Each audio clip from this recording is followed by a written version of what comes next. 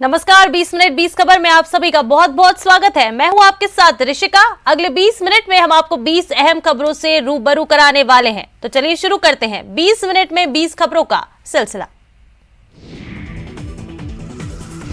हम 21वीं सदी में जी रहे हैं। दुनिया आगे बढ़ती जा रही है, लेकिन राजस्थान में अब भी ऐसी प्रथाएं हैं जिससे बेटियों का दम घोटा जा रहा है। ऐसा ही एक मामला राजस्थान के भीलवाड़ा में सामने आया है, जिसे सुनकर हर कोई दंग है। यहाँ शादी के बाद वर्जिनिटी टेस्ट में दुल्हन सफल नहीं हुई तो ससुराल वालों ने उसे छोड़ दिया। यही नहीं, गांव की खाप पंचायत ने उसके घर वाले यानी पीहर पक्ष पर 10 लाख रुपए का जुर्माना भी लगा दिया। अब जुर्माने की रकम अदा नहीं कर रहे हैं तो उसके घर वालों को प्रताड़ित किया जा रहा है। भीलवाड़ा जिले के बागोर थाना प्रभारी अयूब खान ने बताया कि भीलवाड़ा में रहने वाली एक 24 साल की युवती का विवाह 11 मई 2022 को हुआ था। शादी के बाद समाज में प्रचलित कुप्रथा कुकड़ी के तहत युवती वर्जिनिटी टेस्ट में पास नहीं हो सकी। इसके बाद उसने अपने ससुराल वालों को बताया कि विवाह से पहले पीहर में उसके पड़ोस में रहने वाले एक युवक ने उसके साथ दुष्कर्म किया था। इसे लेकर मामला भी पुलिस थाने में दर्ज कराया गया था, मगर इससे उसका ससुराल पक्ष संतुष्ट नहीं हुआ। बात की जांच हमने मुंशी खाजी एसआई साहब को दी थी, जिनकी जांच रिपोर्ट पे संज्ञेय अपराध घटित होना पाया गया। इस आधार पे हमने उसको प्रकरण दर्ज करने के लिए बागोर थाना में भिजवाया है। एक अधेड़ बाइक से उतरता है। इसके कुछ ही देर बाद कार में सवार 1 दर्जन से अधिक नकाबपोश वहां पहुंच जाते हैं और दनदनाते हुए बाहर निकलते हैं। अधेड़ जान बचाने के लिए दुकान में भागते हुए दाखिल हो जाता है, जबकि कुछ नकाबपोश बाहर खड़े रहते हैं। इसके बाद जो होता है उसकी सभ्य समाज में कोई गुंजाइश नहीं होनी चाहिए। नकाबपोश जमीन विवाद को लेकर अधेड़ की जमकर पिटाई करते हैं। इतनी पिटाई कि वो प्रतिरोध करना तो दूर अपनी जगह से हिल भी नहीं पाता। तस्वीरें पाली जिले के जैतारण थाना क्षेत्र के निम्बास कस्बे की हैं। जमीन विवाद को लेकर सोमवार को 12 से अधिक लोगों ने एक अधेड़ व्यक्ति पर हमला कर दिया। अधेड़ ने जान बचाने के लिए दुकान में भागने की कोशिश की, लेकिन हमलावरों ने अधेड़ को दुकान से बाहर खींचकर लाठी सरियों से उसकी जमकर पिटाई कर दी। घटना का वीडियो सोशल मीडिया पर वायरल हो रहा है। हमले में अधेड़ गंभीर रूप से घायल हो गया, जिसको जोधपुर रेफर किया गया है। वहीं घटना पास में लगे सीसीटीवी कैमरे में कैद हो गई, जिसके आधार पर पुलिस आरोपियों की तलाश में जुटी हुई है।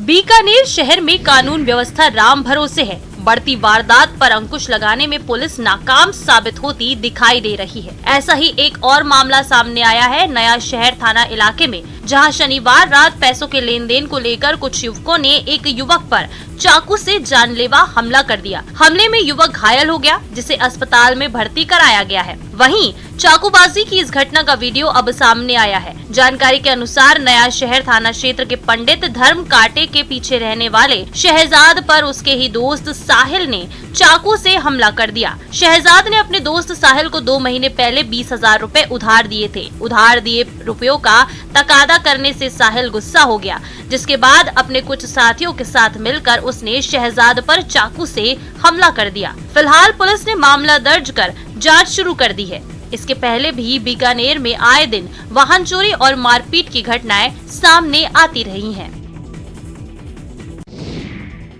सांप मौत का दूसरा नाम। गुस्से से फुकार मारते सांप को देखकर कमजोर दिल वालों का हाल बेहाल हो जाता है। खुद को शेर दिल समझने वालों की जुबान हलक में अटक जाती है। कई लोग मौत से बचने के लिए इन बेजुबानों का अंत कर देते हैं, जबकि इनसे डरने की नहीं बल्कि सचेत रहने की जरूरत है, क्योंकि जितना इंसान सांप से डरता है उतना ही वो बेजुबान भी इंसान से खौफ खाता है। तस्वीरें राजसमंद की हैं, जहां पिछले 11 दिनों में मौसम शुष्क बना हुआ है। दिन में तेज धूप निकलने के कारण गर्मी और उमस काफी बढ़ गई है। इस कारण बिलों से जंगली जीव बाहर निकल रहे हैं। पीपरड़ के वन्य जीव प्रेमी नवीन गहलोत ने पिछले 2 दिनों में 8 सांपों और 1 गोयरा का रेस्क्यू किया है। ये जीव ठंडक पाने के लिए घरों में घुस जाते हैं। इलाके के लिए गजराज की लड़ाई। जब आपस में भिड़ गए 2 मतवाले हाथी, अधिकार और वर्चस्व की जबरदस्त लड़ाई हुई। 2 हाथियों के बीच लड़ाई इस कैमरे में कैद हो गई और सोशल मीडिया पर हाथियों की लड़ाई वायरल हो गई। दोनों हाथियों के आपस में लड़ने का वीडियो देखकर बड़े बड़ों की रूह कांप जाएगी। दोनों लड़ाई के साथ जंगल में जमकर तांडव मचाते हैं। दरअसल असम में होजई के दिलघोल बील में दो हाथी इलाके में वर्चस्व को लेकर भिड़ जाते हैं। इस दौरान वहां हाथियों का झुंड भी मौजूद रहता है। जंगली इलाके में सभी हाथी मदमस्त होकर चल रहे थे। तभी दो नर हाथी झुंड इलाके में अपनी धाक जमाने को लेकर भिड़ गए। लड़ाई के दौरान दोनों हाथियों में से कोई झुकने को तैयार नहीं। दोनों एक दूसरे को पछाड़ने में लगे हुए हैं। इसी बीच पहले हाथी ने दूसरे हाथी को पटकनी दे दी, पर दूसरा हाथी भी पूरी हिम्मत के साथ खड़ा हुआ था और दुगनी ताकत के साथ पहले हाथी से लड़ने लगा। दोनों लड़ते हुए गिर जाते हैं, पर फिर भी हार नहीं मानते और पूरी ताकत के साथ लड़ते हैं और अंत में दोनों शांत हो जाते हैं और एक दूसरे को घूरते हुए अपने रास्ते पर चले जाते हैं। हाथियों की लड़ाई के वीडियो सोशल मीडिया पर अब जमकर वायरल हो रहा है। छत्तीसगढ़ के गरियाबंद जिले के एक गांव में शाम होते ही मंजर बदल जाता है। लोग अपने घरों के दरवाजे बंद कर देते हैं। लोगों को सावधान करते हैं कि घर से बाहर मत निकलना, क्योंकि गांव में भालू घूम रहे हैं। ये हालात जिले के ग्राम धुरसा और मुरमुरा के हैं, जहां पिछले 1.5 महीने से भालू आ रहे हैं। शाम होते ही बच्चे घर के अंदर चले जाते हैं। लोग घर के दरवाजे बंद कर देते हैं, क्योंकि रात में भालू कुंडी तोड़कर घर में घुसकर दूध, दही और दूसरा खाद्य सामग्री चट कर जाते हैं। भालू के डर से ग्रामीण रत जगाकर पहरेदारी करने को मजबूर हैं। वन विभाग अब तक भालू को जंगल में खदेड़ने में नाकाम रहा है। रात को जब ग्रामीण दरवाजा बंद कर अंदर में रहते हैं तो भालू कुंडी और दरवाजा तोड़कर अंदर में घुस जा रहा है और घर में रखे तेल, शक्कर और अन्य सामग्रियों को चट कर जा रहा है, जिससे ग्रामीणों में दहशत बना हुआ है। ग्रामीण रात जग कर पहरेदारी कर रहे हैं। वन विभाग भालुओं को जंगल में खदेड़ने से पूरी तरह से नाकाम है, जिससे ग्रामीण भी काफी परेशान हैं। छत्तीसगढ़ के धमतरी में गंगरेल बांध घूमने आए सैलानी सेल्फी के चक्कर में अपनी जान से खिलवाड़ कर रहे हैं। बांध के गेट खुले हैं, जिनमें से तेज बहाव के साथ पानी नदी में जा रहा है। ये सब देखने आए लोगों में से कुछ लोग गहरे पानी तक उतर जाते हैं। कोई तो 30 फीट ऊंची दीवार पर लटक कर फोटो खिंचवा रहा होता है। यहाँ जरा सी लापरवाही जानलेवा साबित हो सकती है। समस्या ये भी है कि ऐसे लापरवाहों को रोकने के लिए ना कोई चेतावनी बोर्ड है और ना पुलिस या होमगार्ड का कोई स्टाफ तैनात है। छोटी सी भी लापरवाही, 25-30 फुट ऊंचे दीवार से कोई गिरेगा, छोटी सी लापरवाही, उसकी जान जाने का खतरा है। और यहाँ पर ना कोई बोर्ड लगाया है, ना कोई गार्ड लगाया हुआ है इन्हें कोई रोके, ऐसी कोई व्यवस्था नहीं। सुरक्षा में गंभीर लापरवाही है और ये लोगों की भी लापरवाही कि लोग अपनी जान से खेल रहे हैं। तो इसके लिए प्रशासन को, जल संसाधन विभाग को या कम से कम पुलिस को कोई व्यवस्था ऐसी रखनी चाहिए, कम से कम ये जो नज़ारे पर्यटक घूमने आए हैं वो किसी दुर्घटना का शिकार ना हो जाए। स्वाद और सेहत से भरपूर टमाटर क्या इतना कीमती है कि लोग नैतिकता छोड़ दें, टमाटर लूटने में जुट जाएं? छत्तीसगढ़ के राजनांदगांव जिले में तब अफरा तफरी मच गई जब टमाटर से भरा ट्रक बेकाबू होकर पलट गया।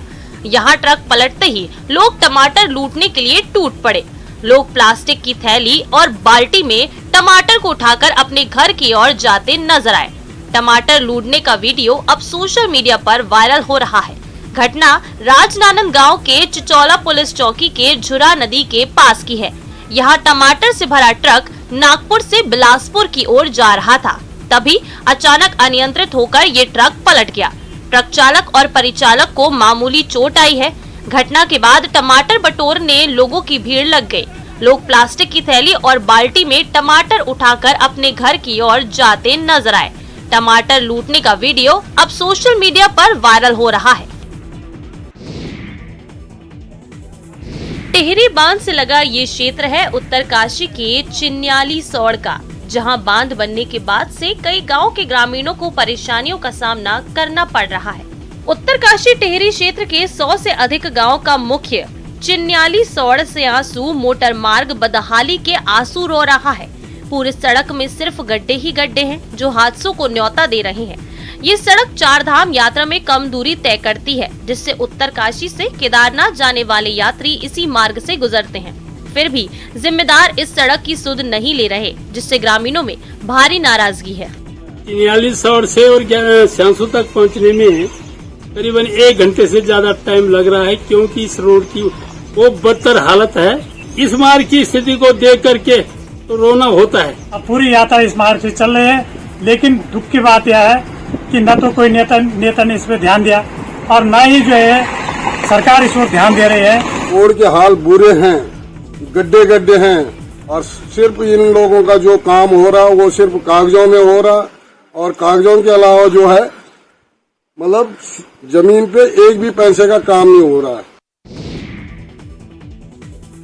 रविवार रात हुई मूसलाधार बारिश से बेंगलुरु में बाढ़ जैसी स्थिति बन गई है। शहर के कई इलाकों में जलभराव हुआ है और जनजीवन अस्त व्यस्त हो गया है। रिंग रोड और पॉश इलाकों समेत सभी जगहों पर पानी भरा हुआ है। अनुमान है कि बादल फटने से ये धुआंधार बारिश हुई है। मुख्य मार्गों पर जलभराव से भीषण ट्रैफिक जाम से लोग परेशान हो रहे हैं।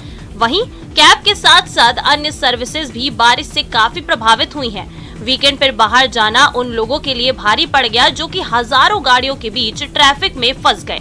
सड़कों पर जाम और जलभराव से स्थिति गंभीर बनी हुई है। और तो और कैब ड्राइवर्स भी राइड एक्सेप्ट नहीं कर रहे हैं, जिससे लोगों को और भी दिक्कत हो रही है। वहीं शहर के 3 प्रमुख मार्गों से पेड़ों के रोड पर गिरने की खबर भी सामने आई है, जिसकी वजह से यातायात प्रभावित हुआ है। कर्नाटक की राजधानी में केवल आईटी बेल्ट ही नहीं बल्कि एयरपोर्ट के आसपास का इलाका भी प्रभावित हुआ है। एयरपोर्ट पर कई लोग जलभराव की वजह से इंतजार करते दिखाई दिए। पहले सीखे अभिनय के गुर, फिर दिखाई परफॉर्मेंस, वो भी ऐसी कि दर्शक मंत्रमुग्ध हो गए। तस्वीरें जयपुर के जवाहर कला केंद्र की हैं, जहां रविवार को एक्टर ट्रेनिंग वर्कशॉप का समापन हुआ। 15 दिवसीय वर्कशॉप में केरल, महाराष्ट्र, उत्तर प्रदेश, दिल्ली और राजस्थान के विभिन्न जिलों से पहुंचे 30 युवा रंगकर्मियों ने अभिनय की बारीकियां सीखकर अपने हुनर को निखारा। अंतिम दिन प्रतिभागियों ने समूह बनाकर छऊ नृत्य और नाटक की प्रस्तुति दी। वर्कशॉप के दौरान सिखाई गई अभिनय की तकनीकों को प्रस्तुति में उपयोग कर प्रतिभागियों ने उसे उम्दा बना दिया। कार्यक्रम में पद्मश्री शशधर आचार्य, वरिष्ठ नाट्य निर्देशक नसरीन इसहाक और जेकेके की थिएटर मैनेजर बबीता मदान मौजूद रहीं।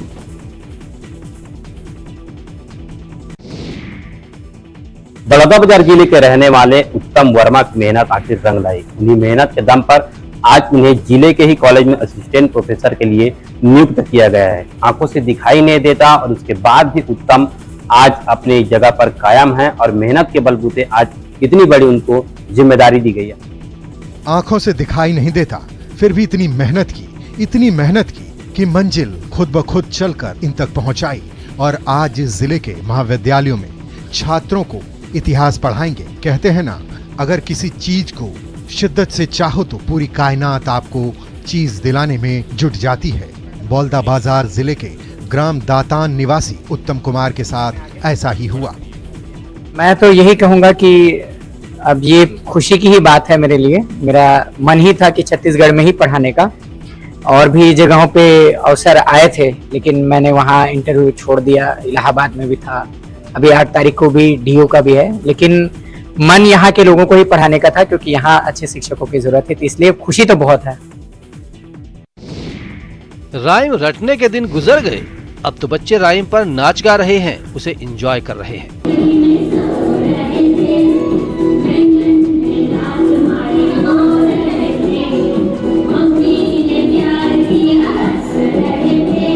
टोंक जिले के पीपलू में राजकीय उच्च प्राथमिक स्कूल किसी प्राइवेट स्कूल से कम नहीं है। स्कूल में कदम रखते ही हरियाली नजर आती है। कभी संसाधन के अभाव से जूझ रहा स्कूल आज छात्रों अभिभावकों को आकर्षित कर रहा है। 2018 से पहले दूसरे स्कूलों की तरह सरकारी राशि पर आश्रित इस स्कूल में भी सुविधाओं का भयानक टोटा था, लेकिन योजनाबद्ध तरीके से भामाशाहों को प्रेरित कर जर्जर स्कूल की मरम्मत करवाई गई। सीसीटीवी कैमरे, computer system, inverter, TV, water cooler जैसी दूसरी बुनियादी सुविधाएं उपलब्ध करवाई गई। बात यहीं खत्म नहीं हुई। स्कूल में नित नए नवाचार किए जा रहे हैं, जिनसे छात्रों में नामांकन लेने की होड़ मची है। 2018 में यहाँ पे आया था, तब इस विद्यालय में नामांकन 43 था। आज नामांकन 150 के पार है, 4 गुना नामांकन में वृद्धि हुई है। आपके नेतृत्व में, आपके अध्यापन से, आपके शिक्षण कार्य से बच्चों में जो संस्कार आ रहे हैं वो उन बच्चों को निश्चित तौर पर पुरस्कृत करेंगे और समाज का एक सुसभ्य सुसंस्कृत नागरिक बनाएंगे। गुरुजनों के प्रति कृतज्ञता से भरे ये शब्द अलवर कलेक्टर के हैं। आप में से कई लोग इसे शिक्षक दिवस की औपचारिकता कहकर खारिज कर सकते हैं, लेकिन यहाँ मामला इतना सतही और इकहरा नहीं है। वैसे तो शिक्षक दिवस के मौके पर शिक्षकों के सम्मान में कई कार्यक्रम आयोजित होते हैं, लेकिन अलवर जिला कलेक्टर ने सोमवार को एक अनोखी मिसाल कायम की। जिला कलेक्टर अचानक शहर के 2 बुजुर्ग शिक्षकों के घर पहुंचे। माला पहनाकर, शॉल ओढ़ाकर, प्रमाण पत्र देकर उन्हें सम्मानित किया गया और चरण स्पर्श कर उनका आशीर्वाद लिया। कलेक्टर की पहल पर अलवर जिले के सभी ब्लॉकों में ब्लॉक स्तरीय अधिकारियों ने शिक्षकों के घर जाकर उनका सम्मान किया। 90 वर्ष से ऊपर की आयु को प्राप्त ये सेवानिवृत्त शिक्षक जब अपनी बात कह रहे थे तो मैं महसूस कर रहा था कि वो अपने अतीत के दिनों को जिंदा कर रहे थे। वो कितनी आसानी से, सहजता से याद कर रहे थे कि मैं 1951 में उस स्कूल में था, मैं 1960 में उस स्कूल में था, उस वक्त ऐसे बच्चे थे, हम ऐसे पढ़ाते थे। अगर हमारे आने से गुरुजनों को पुराने दिनों की जो यादें हैं वो ताज़ा हुई, उनको जरा सा भी सुकून मिला, तो हमारे इस प्रयास को मैं सफल मानूंगा।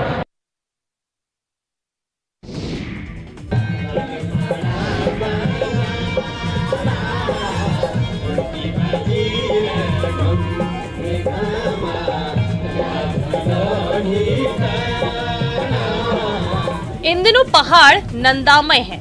अल्मोड़ा में मां नंदा की भव्यता देखते ही बनती है। नंदा देवी मेले में दूर दूर से लोग शामिल होते हैं। देर रात तक रंगारंग कार्यक्रमों की प्रस्तुति दी जा रही है। सांस्कृतिक कार्यक्रमों को देखने के लिए भारी संख्या में लोग पहुंच रहे हैं। नंदा देवी के साथ ही एडम्स इंटर कॉलेज में भी कार्यक्रमों का आयोजन किया जा रहा है। गौरतलब है कि उत्तराखंड की सांस्कृतिक राजधानी कहे जाने वाले अल्मोड़ा शहर के बीचों बीच हर साल नंदा देवी मेला होता है, जिसमें कई किलोमीटर पैदल चलकर भक्त पहुंचते हैं।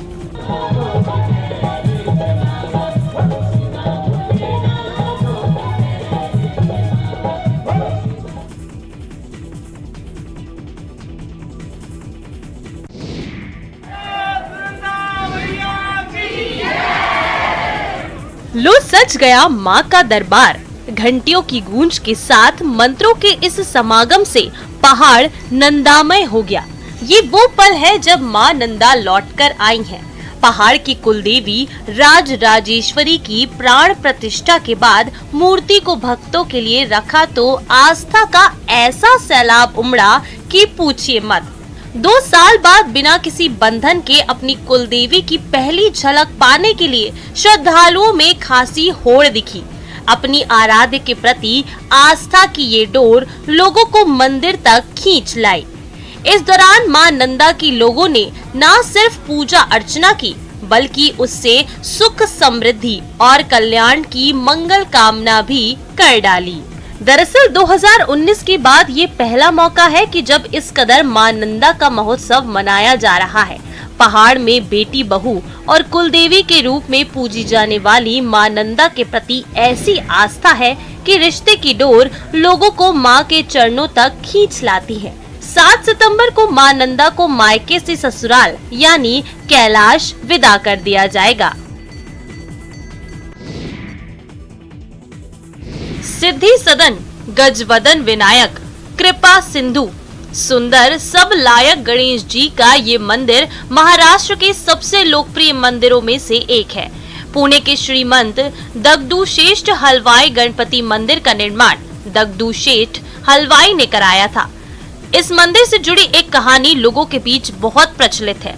दगडूशेठ गढ़वे एक लिंगायत व्यापारी और हलवाई थे जो कलकत्ता से आकर पुणे में बस गए थे। उन्होंने हलवाई के रूप में बहुत ख्याति पाई और लोगों ने उन्हें हलवाई उपनाम दे दिया। इस तरह दगडूशेठ गढ़वे लोगों के बीच दगडूशेठ हलवाई के नाम से प्रसिद्ध हो गए। दुर्भाग्य से 18वीं सदी के उत्तरार्ध में प्लेग से उनके बेटे का देहांत हो गया। अपने बेटे की अकाल मृत्यु से दगदू शेठ और उनकी पत्नी अवसादग्रस्त हो गए। तब उनके आध्यात्मिक गुरु श्री माधवनाथ महाराज ने उन्हें इस दुख से उभरने के लिए भगवान गणेश का एक मंदिर बनवाने का सुझाव दिया। इसके बाद दगदू शेठ हलवाई ने पुणे में गणपति जी के मंदिर का निर्माण कराया। ये मंदिर अपनी भव्यता और यहाँ आने वाले हर भक्त की मुराद पूरी होने के कारण प्रसिद्ध है। कहते हैं बप्पा के दर से कोई भी भक्त खाली हाथ नहीं जाता है। यहाँ बप्पा 30 दिनों में भक्तों की हर मनोकामना पूरी कर देते हैं। सेंट्रल विस्टा परियोजना का एक प्रमुख हिस्सा सेंट्रल विस्टा एवेन्यू यानी विजय चौक से इंडिया गेट तक के राजपथ के दोनों ओर का क्षेत्र अब पूरी तरह तैयार है। पुनर्विकसित सेंट्रल विस्टा एवेन्यू में राज्यवार पकवान के स्टॉल, चारों ओर हरियाली वाला लाल ग्रेनाइट युक्त पैदल पथ, वेंडिंग जोन, पार्किंग और 24 घंटे सुरक्षा जैसी विशेषता दिखेगी। हालांकि लोगों को एक चीज की कमी खलेगी कि इंडिया गेट से मानसिंह रोड तक के उद्यान क्षेत्र में भोजन करने की अनुमति नहीं होगी। केंद्रीय आवासन और शहरी मामलों के मंत्रालय के अनुसार प्रधानमंत्री नरेंद्र मोदी 8 सितंबर की शाम को अपनी सरकार की महत्वाकांक्षी सेंट्रल विस्टा एवेन्यू पुनर्विकास परियोजना के तहत विजय चौक से इंडिया गेट तक पूरे खंड का उद्घाटन करेंगे। यह खंड 20 महीने बाद जनता के लिए खुलेगा। उद्घाटन के दिन इंडिया गेट से मानसिंह रोड तक जाने की अनुमति नहीं होगी, लेकिन वे बाकी हिस्से का उपयोग कर सकते हैं। पूरे खंड को 9 सितंबर से आम जनता के लिए खोल दिया जाएगा। इंडियन आर्मी और राजस्थान सरकार ने पर्यटन को बढ़ावा देने के लिए नई पहल की शुरुआत की है। सोमवार को जोधपुर के मेहरानगढ़ फोर्ट से रणभूमि श्रद्धांजलि यात्रा रवाना की गई। यह यात्रा 5 सितंबर से 8 सितंबर तक उन क्षेत्रों में जाएगी जहां भारत पाकिस्तान के बीच युद्ध लड़ा गया था। इस दौरान लड़ाई लड़ने वाले देश के रियल हीरो उनके साथ रहेंगे। इस दौरान कौन सी घटना कैसे घटी और उसे कैसे अंजाम दिया गया, इसकी पूरी जानकारी देंगे। रणभूमि श्रद्धांजलि यात्रा में पूर्णांक कोर के साथ राजस्थान सरकार, टूरिस्ट गाइड और 9 पूर्व सैनिक शामिल होंगे। और मुझे पूरा यकीन है कि आज के नागरिकों को बहुत दिलचस्पी है इस पूरे हिस्से में, और इसमें मैं सबका बहुत बहुत शुक्रिया अदा करता हूँ, चाहे जोधपुर की पॉपुलेशन हो, सिविल एडमिनिस्ट्रेशन हो, एनसीसी कैडेट्स हो, सिविल और ये जो बाकी महकमे हैं जिनने इसको पूरा सपोर्ट किया, और सबसे ज़्यादा जो पूरा जो एक्स सर्विसमैन कम्युनिटी है जो आकर इस प्रोजेक्ट को सब कुछ ठीक है, लोग झूले का लुत्फ उठा रहे हैं, तभी वो होता है जिसकी किसी ने कल्पना तक नहीं की। 50 फीट की ऊंचाई से झूला गिर जाता है और इसके बाद की कहानी तस्वीरें बयां कर रही हैं। झूला गिरने से भगदड़ मच जाती है, चीख पुकार मच जाती है, 30 लोग जख्मी हो जाते हैं। तस्वीरें पंजाब के मोहाली की हैं। मेले में रविवार रात को बड़ा हादसा हो गया। यहाँ के फेज 8